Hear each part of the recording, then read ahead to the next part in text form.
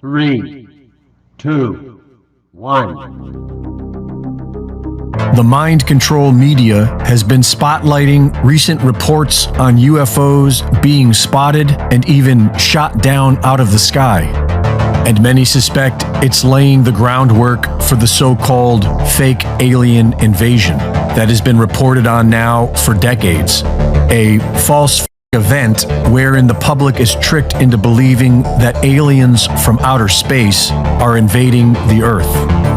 In his 1991 book, Behold a Pale Horse, William Cooper claimed that secret groups within the U.S. government have designed their own flying saucer technology and are planning to launch a staged alien invasion in order to create a one-world government. What I discovered was amazing.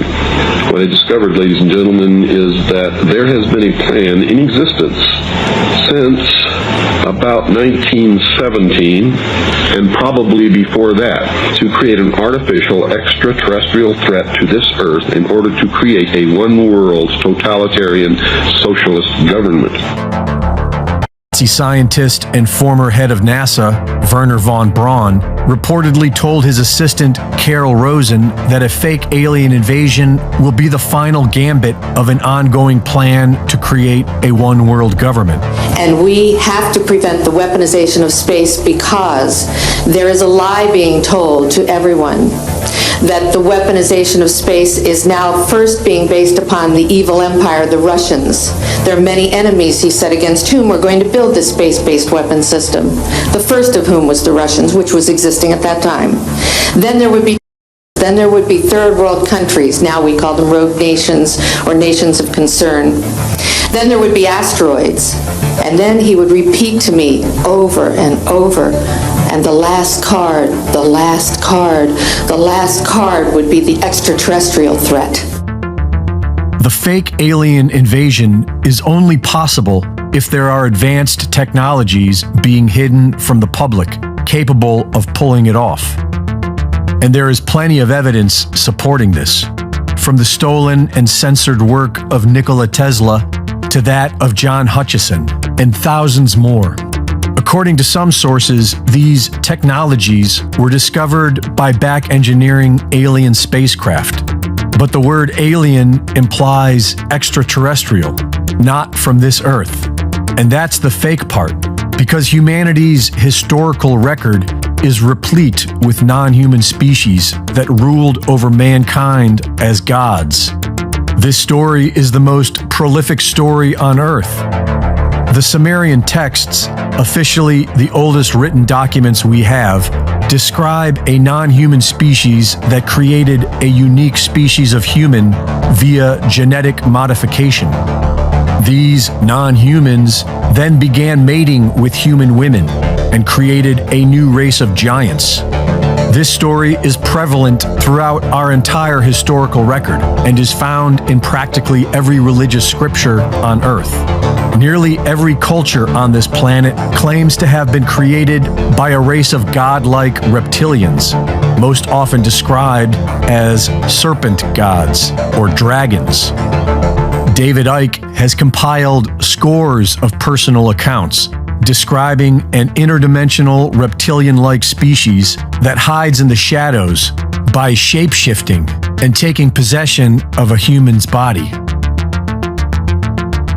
William Bramley's book, Gods of Eden, provides a comprehensive history of a secret brotherhood that works as an intermediary for a reptilian-like species that has been manipulating mankind for millennia. And in all these ancient accounts, we not only read about these godlike species, we read about their flying ships. In the ancient Vedas, they are called Vimanas.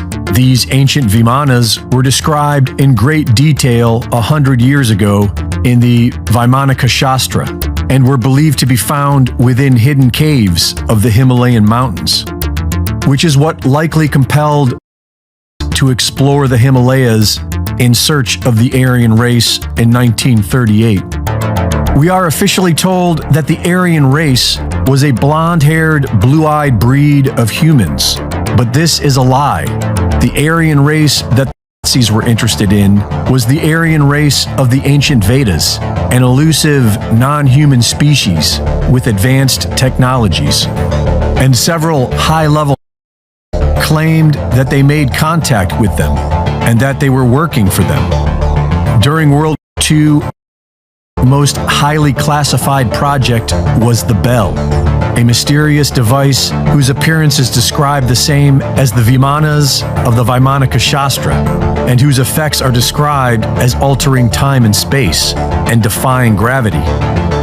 When the war ended, several scientists were absorbed by the U.S. government, and a secret Nazi base was established in Antarctica. Shortly after this, the Antarctica Treaty outlawed all public travel anywhere south of the 60th parallel.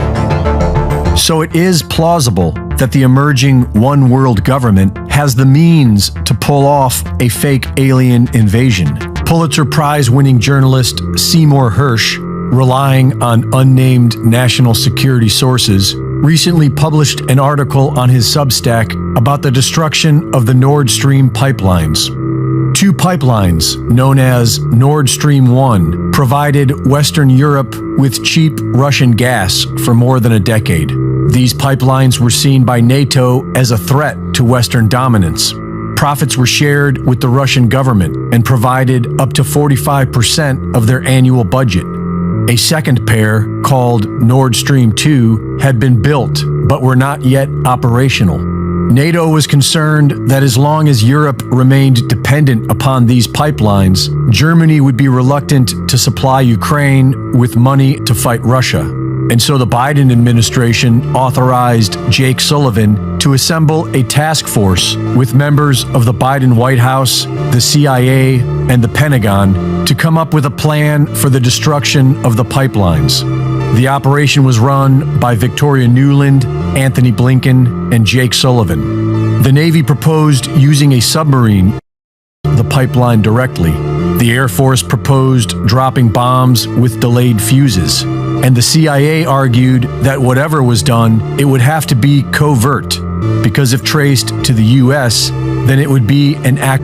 In early 2022, right after the CIA reported to Sullivan that they had a plan, both Victoria Nuland and President Biden publicly threatened to bring an end to Nord Stream 2. If Russia invades Ukraine, one way or another, Nord Stream 2 will not move forward.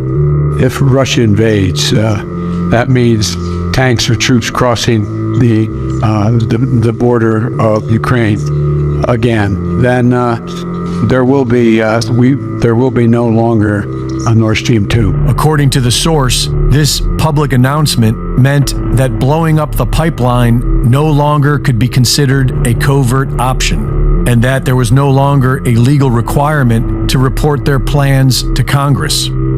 The Americans partnered with Norway, who had their own motivations for the destruction of the Nord Stream pipelines, which would allow them to sell more of their own natural gas to Europe. In March of 2022, members of the team flew to Norway to meet with the Norwegian Secret Service. The Norwegian Navy decided on a spot in the shallow waters of the Baltic Sea, a few miles off Denmark's Bornholm Island, where the divers, operating from a Norwegian Alta-class mine hunter, would plant C4 charges with concrete protective covers on the 4 pipelines. Divers were chosen from the U.S. Navy's Diving and Salvage Center in Panama City, which specializes in training deepwater divers to use C4 explosives, because they were Navy only and not members of America's Special Operations Command, whose covert operations would need to be reported to Congress. The mission was secretly embedded into an annual training exercise already scheduled for June of 2022, known as Baltic Operations 22, or BaltOps 22, wherein the Panama City divers would place C4 explosives with a 48-hour timer attached. But the White House then worried that triggering the explosion within 2 days of the well-publicized training exercise would make it obvious that America was responsible. And so it was decided that the C4 would be triggered by a sonar buoy later dropped by plane. The buoy would emit a sequence of unique low-frequency tonal sounds to trigger the explosives. On September 26, 2022, a Norwegian Navy P-8 surveillance plane dropped the sonar buoy. The signal spread underwater, and a few hours later, the high-powered explosives were triggered and 3 of the 4 pipelines were put out of commission. According to Hirsch's national security sources, it was a beautiful cover story. It was a covert operation that placed experts in the field and equipment that operated on a covert signal. The only flaw was the decision to do it.